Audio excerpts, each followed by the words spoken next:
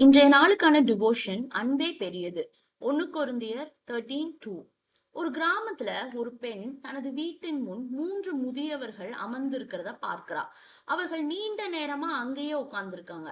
உடனே அந்த பெண் வெளியே போய், நான் உங்களை அறிந்திருக்கவில்லை, ஆனா நீங்கள் இங்க ரொம்ப நேரமா உட்கார்ந்துருக்கீங்க, உங்களுக்கு பசிக்கும்ல, தயவு செஞ்சு உள்ள வாங்க, ஏதாவது குடுக்குறேன், நான் சாப்பிடுங்க அப்படின்னு சொல்றா. அவங்கள ஒருவர் சொல்றாரு, வீட்டுல ஆண்கள் யாராவது இருக்கிறாங்களா அப்படின்னு கேட்கிறாரு. அவ இல்லைன்னு சொன்ன உடனே, அப்ப உன் கணவர் வர வரைக்கும் நாங்க இங்கேயே இருக்கோம், அவர் வந்த பிறகு உள்ள வரோம்னு சொல்றாங்க. மாலையில அவளுடைய கணவர் வந்ததும் அவள் வெளியே சென்று அவங்கள சாப்பிட கூப்பிடுறா. அவங்க, நாங்க மூவரும் ஒன்றாக ஒரு வீட்டுக்குள்ள செல்வதில்லை அப்படின்னு சொல்றாங்க. அவர் பெயர் செல்வம். அவரை அழைத்தால் உங்கள் வீடு எப்போதும் செல்வத்தால் நிரப்பப்படும் அப்படின்னு சொல்றாரு. பின்னர் இன்னொரு முதியவரை காட்டி, அவர் பேரு வெற்றி, அவர் உங்களுடன் வந்தா நீங்க எப்போதும் வெற்றி பெறுவீங்கன்னு சொல்றாரு.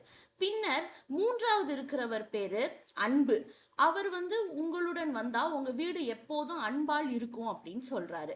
அந்த பெண்மணி வீட்டுக்குள்ள சென்று தன் கணவனோடு ரொம்ப நேரம் டிஸ்கஸ் பண்ணி யோசிச்சு கடைசியா அந்த பெண் வெளியே உங்கள் அன்பு யார், தயவு செய்து உள்ளே எங்களோட விருந்தாளியா ஆகுங்க, விருந்து அழுந்துங்கன்னு சொல்றா.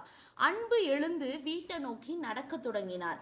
அப்போதான் மற்ற இருவரும் எழுந்து அவரையே பின்தொடர்ந்து உள்ள வராங்க.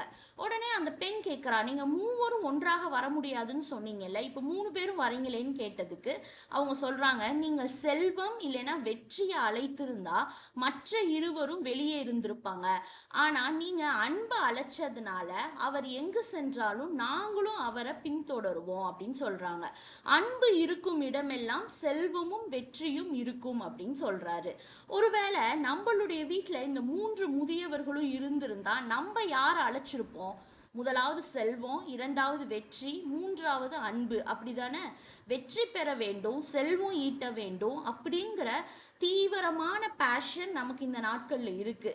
ஆனா அன்பு எங்கும் காண்பது ரொம்ப அரிதாகி விட்டது. கடைசி நாட்கள்ல அன்பு தணிந்து போம் அப்படின்னு சொல்ற மாதிரி வார்த்தைகள் உண்மையாயிட்டு வருது. குடும்பத்துக்குள்ள பிரச்சனைகள், நல்லா இருந்த குடும்பத்துக்குள்ள அன்பு தணிந்து போற காரியம்லாம் நம்ம பார்க்கிறோம். பரிசுத்த ஆவியானவரை நாம் பெற்றிருந்தால் அன்பு நம்ம இருதயங்கள்ல ஊற்றப்பட்டிருக்க வேண்டும். அன்பால் எங்கள் இருதயத்தை நிரப்பும் சுவாமி. ஆமேன்.